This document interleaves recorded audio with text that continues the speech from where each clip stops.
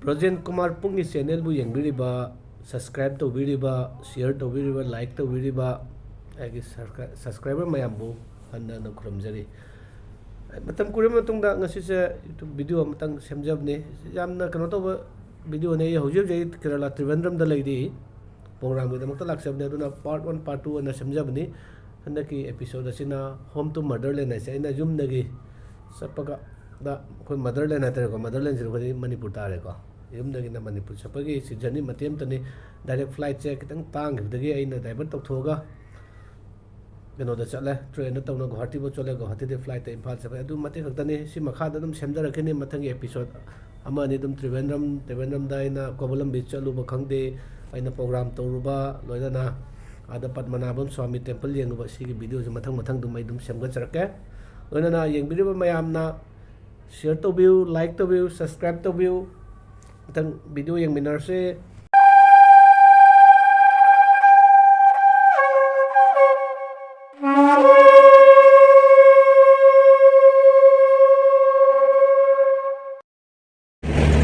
Hojik Badarpur railway station ni hoi Bista dum se taw second tawri nasi first Bista dum engine pan bagi first class ki keno do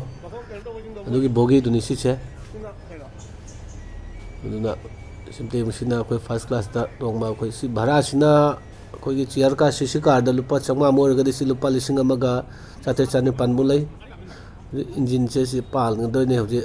engine pan mai keno ne engine pan mai thauja lai ne hoje si samma matuk na kona thauga do ni ko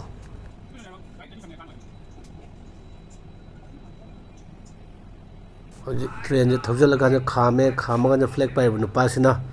mai ke lokthok khodob do lokthok bai kano ni tawise si lokthok bai kan na kano tawri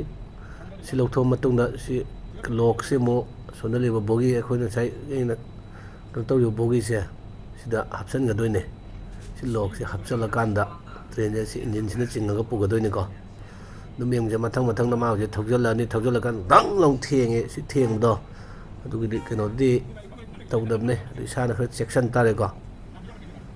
ade yausala ka de thiang ka ni si je aina khar speed ti khar thamam ni matam nam ki chang tare na thengbu nik pne si ka nam sai lok to ma ji lok hap chang ani sai lok ani do chang ka na thai tha hai ni dar se amna se ta ko mi do bu ba dari test to ma su railway station la ni ma do la ko ma da ba da lai sinai na hoji train do ai gi bisra dung ai gi keno do ne ul bogi du gi ne adu matung na khoja Guwahati jaure ai se nungdang pung 12 makha da yor matung ngar matung ai ki angan ba flight lo bu ne nungdang je Guwahati keno da gi railway station da gi airport chali ne flight Imphal gi flight lo bu ne na railway station la Guwahati airport jaure si airport manung drisya duni hoji flight ta second tawre Indigo flight ni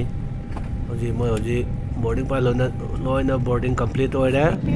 aba hogale Imphal pan sabai da bakta flight se mo tora yam sang na namja ban just for me laina chalu matik tu ni ko ai mamangi video da su flight ni kare kara dum nam mane me amna de khalang mane yam na karo tawre yengning da su mu su ya do si sap ko ni experience to ngali ko si runway ga jeng dio aduna isu yam sang na hapsarak drum ne mayam da nung si biduna khar ga yeng bi si choi gi keno ne yeng bi so jam flight take off hore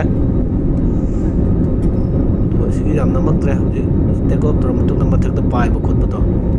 adu ina namam ne pai adu ngale landing tawra ne marak si di yam na keno to ne na nam jarak tre नमस्कार हम landing के लिए तैयार हैं कृपया जो वस्तुएं आप खरीदना चाहते हैं हमें अपनी कुर्सी सीधी करें और कुर्सी landing tawbudagi tawboi da sem sare landing tawdore landing tawje dang long thadab ne ama thadab je e camera bu ne pilot se kamai to no khangde wa si ni se e camera ka ni se oji Imphal airport jaure yengbiriba mayambu taram nokchari loina na like share comment tawbiu ꯁꯤ ꯍꯧꯖꯤꯛ ꯂꯩꯔꯤꯕꯁꯤꯅ Air India ꯑꯦꯛꯁꯄ꯭ꯔꯦꯁꯅꯤ Air India Express ꯑꯅꯤ ꯁꯨꯏ ꯑꯃꯅ Air India ꯑꯃꯅ Air India Express ꯃꯌꯥꯝꯁꯨ ꯑꯗꯨꯝ ꯆꯃꯝꯅꯕ ꯌꯥꯎꯕꯅꯤ ꯀꯥꯎꯟꯇꯔꯗꯁꯨ ꯑꯗꯨꯝ ꯍꯪꯕꯤꯌꯨ ꯃꯇꯨꯡ ꯑꯦꯅꯤ ꯇꯤꯀꯦꯠ ꯂꯧꯕꯗ ꯉꯁꯤꯒꯤ ꯑꯣꯏꯅꯗꯤ ꯀꯥꯏꯅꯔꯁꯤ ꯀ꯭ꯂꯤꯞ ꯑꯁꯤ ꯉꯁꯤꯒꯤ ꯑꯣꯏꯅ ꯂꯣꯏꯁꯤꯟꯖꯔꯦ